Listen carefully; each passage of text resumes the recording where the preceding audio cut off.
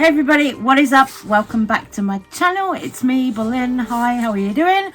So this is going to be a little bit of a more serious video. We've got some stuff to talk about. Honestly, it's quite a lot, but you know, bear with me. So, sorry, first of all, about the audio in my last video. I know that was kind of trash. It went a little bit wonky. I don't really know how that happened, but hopefully it doesn't happen with this one. So, let's get into it today. So the first thing that I want to talk about in this video is going to be an influencer by the name of Natalie B Fitness. Natalie B Fitness crowdfunded to open a women's only gym. This was something that started 4 years ago. So at the time she was 21. This started 4 years ago. She was raising funds to open a women's only gym. So 4 years ago, Natalie B starts raising funds by crowdfunding, doing a GoFundMe, raising £20,000 towards opening a gym, which is going to be a women's only space, but it's going to be trans inclusive. That was 4 years ago at the time when she was 21. Now, all of a sudden, when she's got closer to opening her gym, she's now backtracked and said that the gym will be biological women only. The reasoning that Natalie is giving for the gym now excluding trans women is because she was assaulted in a gym. Now, I have issues with this. Not that I'm trying to tell her how to feel about what happened to her. No, you know, that's not where I'm coming from. I think what she's doing, or what she's trying to do, you know, create a safe space for women, is commendable. You know, I really do appreciate that. But to, on the one hand, say that you're gonna, you know, allow trans women in, and then you're gonna crowdfund, raise the money that you need to open your gym. Then when you've got the money to say, oh no, you're not gonna allow trans women in, to me that seems very sketchy. You know, like, oh, you know, you were all good to be trans inclusive and it was okay 4 years ago, but what changed in those 4 years to make her change her mind and suddenly decide, oh no, she's not going to be trans inclusive, she's going to actually ban trans women from her gym? What happened in those 4 years to make her change her mind? Maybe it was the essay that she's talking about, but I, as I said, don't want to tell her how to feel about that at all, but I think I can offer a different perspective. So I'm going to play Natalie's story here, and you can hear her explanation of why she's doubled down, why she's backtracked, and all of that. Let's come on here and address everything that is circulating on the internet right now. And it's very heavy, it is a lot, and I think a lot has also somewhat been misconstrued. And for anyone that doesn't know what I'm talking about, essentially I posted a video and I said that my women's only gym, the Girl Spot, will be operating as a single sex space, so it'll be female only. So at this current time it won't be trans inclusive. And I want to preface and say that this decision was not made lightly. It took me 4 years to make this decision, and I spent a great deal of time speaking to trans women. I spoke to charities, I spoke to Muslim women, I spoke to so many different communities about this topic. And what really saddens me is that so many people are saying that I'm transphobic. I thoroughly researched. I seeked legal advice. I spoke to communities. I spoke to trans women themselves, which I found very important to do so, to see how to navigate all of this, because I am not trans. So obviously the decision to make it was not based on excluding any individuals. It wasn't based on malice, nothing of the sort. The decision was based on the simple fact that I have been sexually assaulted inside of a gym. That is why I stand here as a women's only gym owner. I was sexually assaulted inside of a gym, which means a lot of trauma and a lot of emotion and well-being is behind this project. This is not just a gym. Okay, so here's the part that I've personally got a bit of an issue with. Like I say, you know, her trauma is her trauma. I'm not going to try and tell her how to feel about that. But the fact that she's saying, oh, you know, I was essayed inside of a gym and that's why I've now decided to make it, you know, biological women only. That's where I've got an issue, because if you don't know me, if you don't know my history, I'm somebody who was actually R-worded when I was 14 years old, and it was out in a park. Now, I'm a lot older now, you know, a lot of time has passed since it happened, but what I want to say here is I think she's kind of letting her trauma cloud her judgment a little bit, because for me, the park that I was R-worded in when I was younger, I avoided it for a while, but after some time I thought, no, do you know what, I'm going to go back there. So I went back there to the exact spot where it happened, and it was almost kind of healing for me. I found it was something that I needed to do for myself, and of course, you know, my trauma is different to her trauma, whatever, but I found that I felt it made me stronger to go back to the spot where it happened, and it was like my way of saying, well, F you, you know, to my attacker, you didn't win. You know, that's how I felt about my situation. I understand what she's trying to do here. I understand she wants to keep women safe, but the thing is, men don't care. They will go anywhere and attack women. You know, whether it's a women's toilet, a women's changing room, whatever, it does not matter. If a man really wants to attack somebody, he will find a way to get in and attack somebody. What I'm trying to say here is that we can't live in fear. As women, you know, we can't live in fear of men.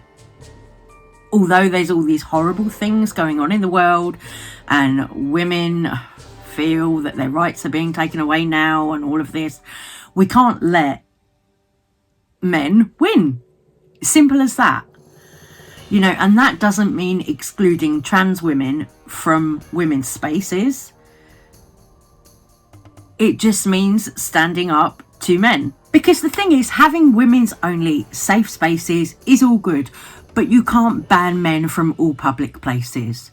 So, like, what are you going to do? If you're on a train, it's not going to be a women's only train. It's going to be public. You know, anyone from the public is going to be able to get on that train. You see what I'm trying to say? You can't ban men from everywhere. So that threat is always there. And with that being said, we can choose what to do. We can choose to live boldly, to live fearlessly, or we can choose to live afraid, be afraid. I know what I'm going to do personally, and I understand that she's trying to create a safe space, but the problem is not trans women. You know, create your women's only gym, but don't exclude trans women.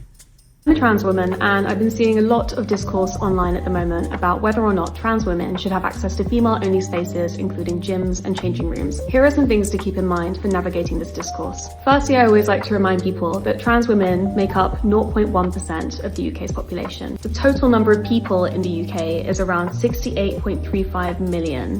Around 48,000 of those people are trans women, which makes us less than 1 in 1,000. Even less than the 1 in 1,000 who are a trans woman will actually go to the gym. Many trans women don't go to the gym because they feel like it's not an inclusive enough space for them, or it's too male dominated and they don't feel at home there, or they feel like they might be harassed for going. This is why we started our free Misfits program for trans people at Not a Phase. What we're seeing is a disproportionate amount of discourse about a tiny margin of the population of the UK. The general narrative is that in keeping trans women out of female-only spaces, you will keep women who are not trans safer. There's definitely an issue with harassment at gyms. However, the harassment doesn't come from trans women. Statistically, it comes from cisgender men. Something else to keep in mind is that not so long ago, British people were asked by YouGov whether or not they cared about trans women competing in female categories in sport, trans women using female bathrooms, trans women going into female gyms. The most popular opinion in 2018 was that trans women did not pose any threat in these spaces. YouGov asked the same question 4 years later to the British public to see if the results would remain the same.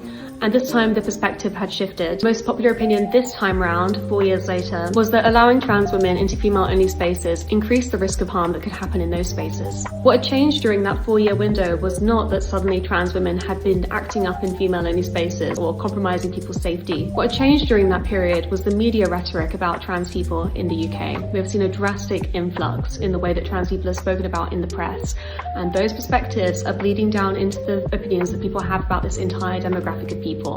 In the UK, over the course of 4 years, there was a 156% increase in trans hate crimes reported. When we think about what may have caused this increase in anti-trans hate, trans people haven't changed that much in that window, but the way that the British press speaks about us has. When we talk about a culture war that trans people are navigating, we need to come back to the way that the press speaks about trans people. Everyone deserves to feel safe when they exercise. Everyone deserves to have a right to that self-care. So if you have any particular feelings about trans women using single-sex spaces, you should think about why that is and what has informed the opinion that you have. Because trans people have long been using these spaces way before there were ever any headlines about it. And I'm aware that I might get a little bit of backlash from conservative types for this video, but like, at the end of the day, I really don't care. I don't care what conservative people have got to say about me.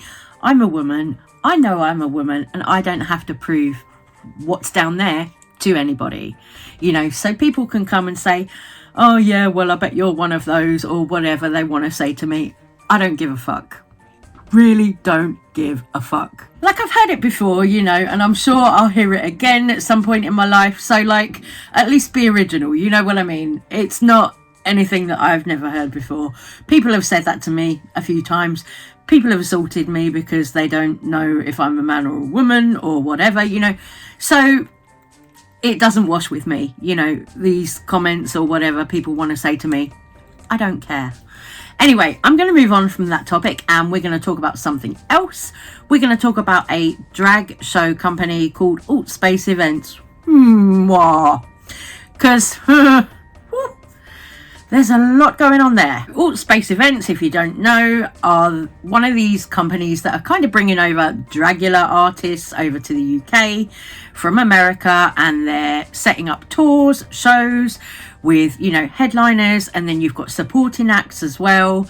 And they've been really famous lately for cancelling these tours last minute, pulling shows last minute, not paying their artists, not refunding the fans. It's a mess. I make this video, but I do want to warn people against booking any drag events with Alt Space Events. I am still owed a refund from the December show for Dali/Eva Destruction. There has been no sign of this refund, and I've had my messages ignored. They've just posted an update to say that they're waiting for an insurance claim. I don't know how true that is. I've never heard of that reasoning before, but I don't work in that industry. But to take almost 90 days for a refund is a massive piss take.